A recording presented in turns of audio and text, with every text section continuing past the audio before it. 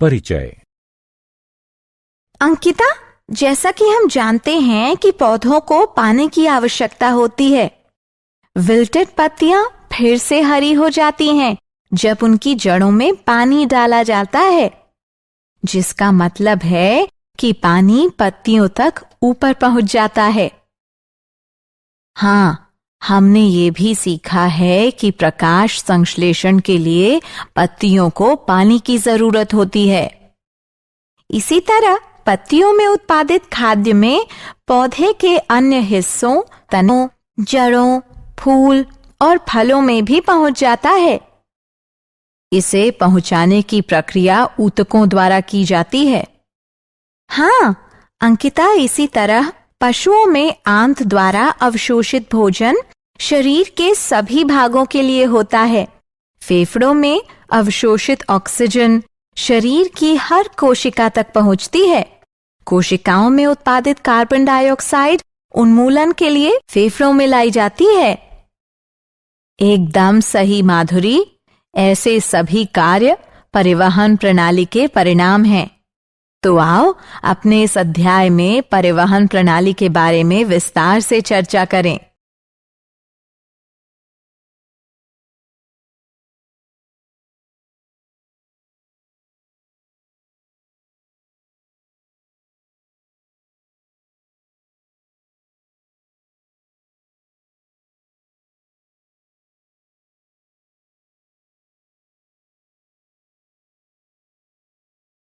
उद्देश्य।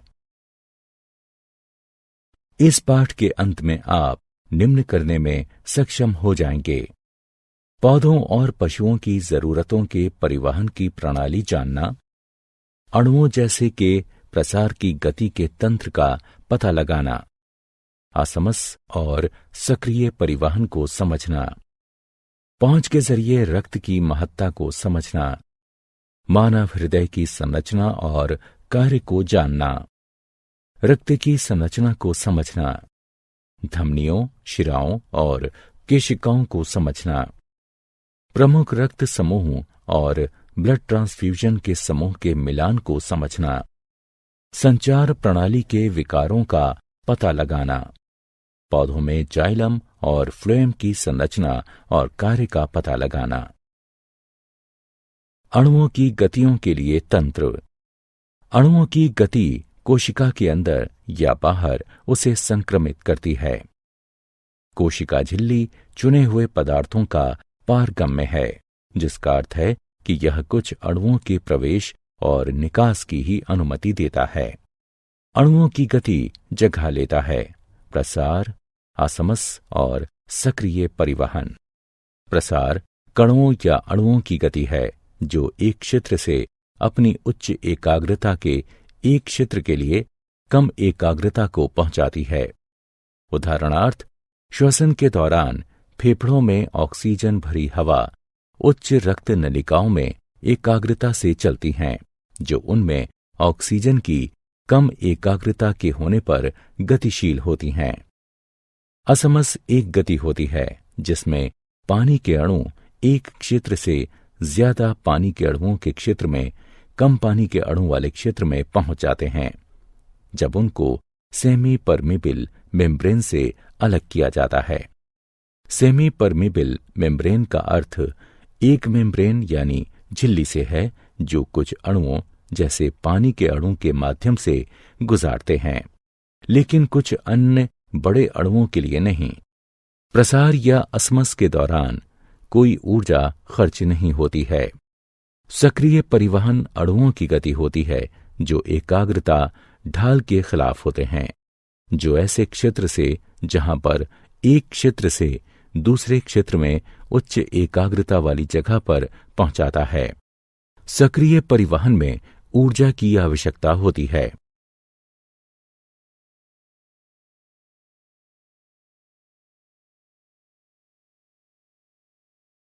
मानव में वहन। अधिकतर पशुओं के शरीर में पदार्थ को रक्त के जरिए एक भाग से दूसरे भाग में ले जाया जाता है। इस प्रकार रक्त परिवहन के लिए ऊतक है और पूरे शरीर में पहुंचता है। रक्त पोषक तत्वों श्वसन गैसों, हार्मोन्स और बेकार सामग्री को शरीर के एक अंग से दूसरे में पहुंचाता है। संचार प्रणाली में अंग जो रक्त बनाकर पूरे शरीर में प्रसारित होते हैं, मानव संचार प्रणाली में शामिल होते हैं। केंद्र में स्थित मस्कुलर पंप, जिसे हृदय कहा जाता है, और रक्त वाहिकाएं जो ट्यूब संरचनाओं की तरह हृदय से जोड़ती हैं। रक्त वाहिकाएं 3 प्रकार की होती हैं। धमनियां, ये रक्त को हृदय से शरीर के विभिन्न भागों में पहुंचाती हैं। नसें, ये रक्त को शरीर के विभिन्न हिस्सों से हृदय तक पहुंचाती हैं। केशिका, ये धमनी और नस के बीच शिरा होती है। केशिकाएं रक्त और ऊतकों के बीच सामग्री को आदान प्रदान करने की अनुमति देती हैं।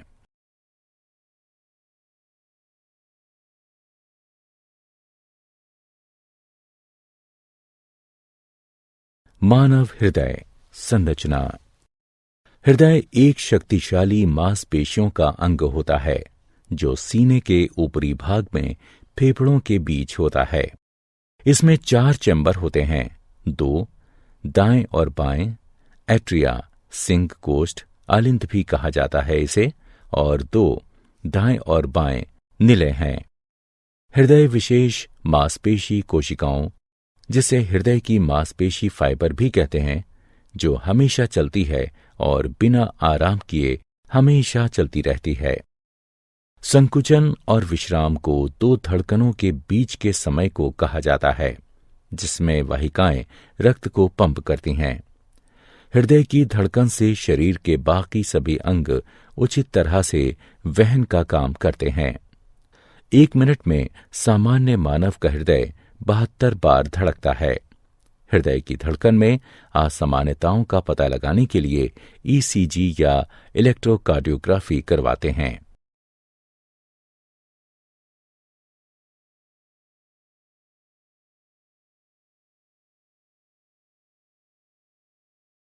मानव हृदय के कार्य। अशुद्ध रक्त में ऑक्सीजन कम होती है और कार्बन डाइऑक्साइड अधिक होती है, और शुद्ध रक्त में पूर्ण ऑक्सीजन होती है। एक बड़ी नस शिरा नसों के माध्यम से अशुद्ध या विऑक्सीजनित रक्त को शरीर के सभी हिस्सों से इकट्ठा करती है और दायां आलिंद को खाली कर देती है।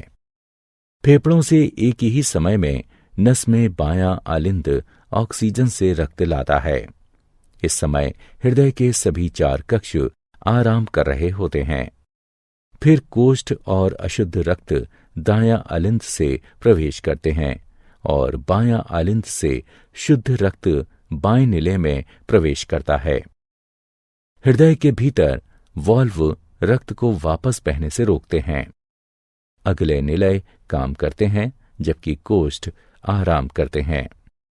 रक्त शुद्ध होने के बाद 2 फुफ्फुस धमनियों के माध्यम से दाएं निलय से फेफड़ों को जाता है। बाएं निलय से ऑक्सीजन से भरपूर रक्त पंप होकर बड़ी धमनी में जाता है, जिसे महाधमनी कहते हैं। यह ऑक्सीजनित रक्त शरीर के सभी हिस्सों में वहन करता है। नसें अशुद्ध रक्त हृदय को लाती हैं और धमनियां उन्हें शुद्ध करके हृदय से दूर ले जाती हैं। लेकिन यहां 2 अपवाद हैं। फुफ्फुसीय धमनी अशुद्ध रक्त वहन करती है और फुफ्फुसीय शिरा शुद्ध रक्त वहन करती है। रक्त एक संयोजी ऊतक है जो पूरे शरीर में संचालित होता है। यह एक द्रव सा होता है जिसे प्लाज्मा कहते हैं, जिसमें 3 प्रकार की रक्त कोशिकाएं होती हैं, जिन्हें लाल रक्त कोशिकाएं, श्वेत रक्त कोशिकाएं और ब्लड प्लेटलेट्स के नाम से जानते हैं। रक्त कोशिकाएं अस्थि मज्जा से निर्मित होती हैं। लाल रक्त कोशिकाएं आरबीसी या एरिथ्रोसाइटस, ये आकार में गोल और एक लाल रंग की हीमोग्लोबिन नामक वर्णक होते हैं। लाल रक्त कोशिकाओं में कोई नाभिक नहीं होते हैं।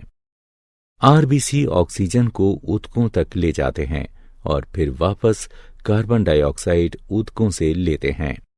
करीब 5 मिलियन mm³ एरिथ्रोसाइटस रक्त परिसंचारी में होते हैं। श्वेत रक्त कोशिकाएं WBC या ल्यूकोसाइटस। चूंकि ये कोई रंग द्रव नहीं ले जाते, इसलिए इन्हें रंगहीन WBC कहते हैं, जो अनियमित आकार के होते हैं। परिसंचारी खून में 5000 से 7000 mm³ WBC उपलब्ध होते हैं। ये शरीर को संक्रमण से बचाती हैं, जो रोगाणु या एंटीबॉडी बनाने वालों को खा जाती हैं।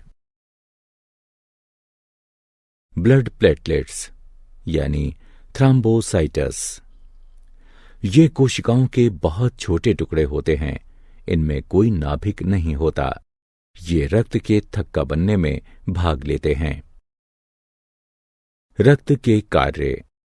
रक्त पोषक तत्वों, ऑक्सीजन, कार्बन डाइऑक्साइड, हार्मोन्स और बेकार सामग्री शरीर की जरूरत के हिसाब से वहन करता है। कुछ दवाएं भी शरीर में रक्त के माध्यम से दी जाती हैं। लसिका। लसिका भी एक संचार तरल पदार्थ है और लसिका वाहिकाओं में बहती हैं। ये हल्के पीले रंग की होती हैं। ये हमेशा ऊतकों में एक ही दिशा से हृदय तक पहुंचती हैं। कोशिकाओं को लिम्फोसाइट कहते हैं, जिनमें लसिका होती है और शरीर को संक्रमित होने से बचाती है। लसिका आंत से शरीर के अन्य भागों में पचा वसा वहन करती है। यह प्रोटीन और तरल पदार्थ को ऊतकों से वापस कर देती हैं। रक्तदाब। रुधिर वाहिकाओं की भित्ति के विरुद्ध जो दाब लगता है, उसे रक्तदाब कहते हैं। यह दाब शिराओं की अपेक्षा धमनियों में बहुत अधिक होता है। धमनी के अंदर रुधिर का दाब निलय संकुचन के दौरान प्रकुंचन यानी संकुचन दाब तथा निलय अनुशिथिलन के दौरान धमनी के अंदर का दाब अनुशिथिलन दाब कहलाता है। सामान्य प्रकुंचन दाब लगभग 120 mmHg यानी पारा तथा अनुशिथिलन दाब लगभग 80 mmHg यानी पारा होता है। रक्तदाब को जिस उपकरण से मापते हैं, उसे रक्तदाब मापी यानी स्फाइगोमोमैनोमीटर कहते हैं। उच्च रक्तदाब को हाइपरटेंशन भी कहते हैं और इसकी वजह से रक्त के प्रवाह में बड़ा अवरोध हो जाता है और रक्त का प्रवाह नहीं हो पाता। इससे एक धमनी और आंतरिक रक्तस्राव का खतरा हो सकता है। संचार प्रणाली से संबंधित विकार। हृदयाघात जैसे अन्य अंगों, हृदय को भी भोजन और ऑक्सीजन की आवश्यकता होती है। जब हृदय को आपूर्ति करने वाली धमनियां मोटी हो जाती हैं या ज्यादा वसायुक्त भोजन की वजह से हृदय की मांसपेशी कोशिकाएं पर्याप्त धड़कन को हासिल नहीं कर पाती, हृदयाघात तब होता है जब ईसीजी असामान्य हो और इसके उपचार के तरीके हैं। रक्ताल्पता। जब हीमोग्लोबिन स्तर एक दिए गए बिंदु से कम पर आ जाता है तो उस स्थिति को रक्ताल्पता यानी एनीमिया कहते हैं। इससे व्यक्ति कमजोर हो जाता है और पीला दिखता है, साथ ही सुस्त हो जाता है। आयरन की खुराक लेने से रक्ताल्पता को दूर करने में मदद मिलती है। अधिश्वेत रक्तता। यह एक ब्लड कैंसर है।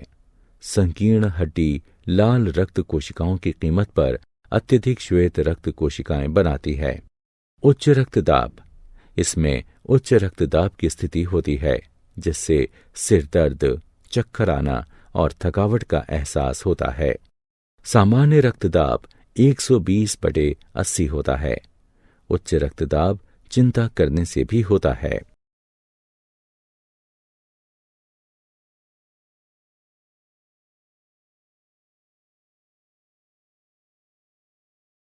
पादपों में परिवहन। पानी का परिवहन पादपों की जड़ों को पानी और खनिज मृदा से हासिल होता है। हमने पहले भी सीखा है कि पानी जड़ों से पत्तियों को ऊतकों, जाइलम और फ्लोएम द्वारा प्रकाश संश्लेषण की क्रिया से उनकी आवश्यकता की पूर्ति करता है। ट्रेकीट और वाहिकाओं, जो जाइलम की निर्जीव कोशिकाएं होती हैं, पानी को जड़ से लेकर मृदा से पत्तियों तक पहुंचाती हैं। खाद्य सामग्री का परिवहन पादप के अन्य भागों में पत्तियों से पहुंचता है, उसे ट्रांसलोकेशन कहते हैं। यह सामग्री फल, स्टेम या जड़ों में संग्रहित की जा सकती है। जल का परिवहन। पानी और खनिजों को जब ऊंचाई की ओर गुरुत्वाकर्षण के विरुद्ध चढ़ाना होता है तो ऐसा वाष्पोत्सर्जन के द्वारा होता है। वाष्पोत्सर्जन एक प्रक्रिया है जिसमें पानी वाष्प के रूप में पत्ती की सतह से जाता है, जिसे रंध्र कहते हैं।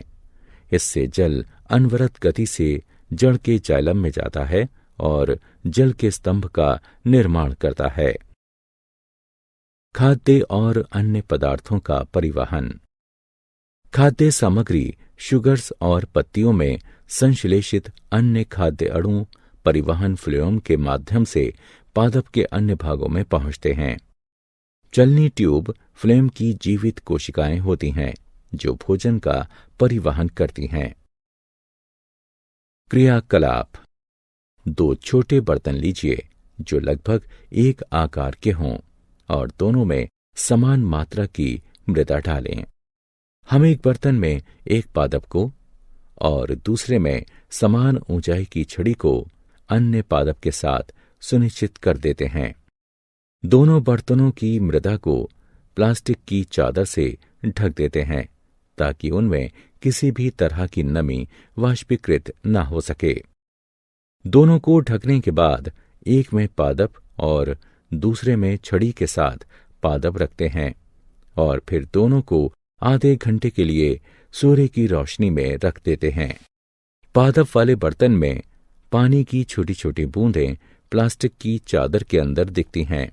ऐसा पत्तियों के पानी और वाष्पोत्सर्जन की ढुलाई के कारण होता है।